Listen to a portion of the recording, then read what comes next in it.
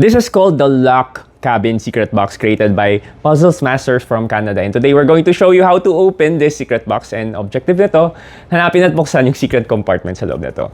As you can see, it's a shape of a house. It's a cabin. Tapos sa side na to, mayroon kang isang window na sarado. And on the other side, you have two closed windows. And doon sa ends, you have an open window and ganun rin sa kabila.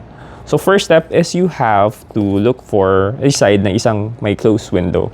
So rotate it 180 degrees like so. And punta ka dito sa gilid. It should allow you to open the window or slide the window towards the right. Next is pupunta ka sa kabilang side where there are two closed windows. Yung isa, i-rotate mo siya ng ganito towards the left. And the other one, you have to rotate it 180 degrees. So adjust natin to. Yan. Upon rotating this window, yung left window ng 180 degrees, punta ka dito sa kabilang side na to, and it should allow you to slide the window towards the right. May snap kang marinig. Pag tama yung combination mo, you have to open or find the secret compartment. Wala siya sa roof, but rather nandito sa ilalim.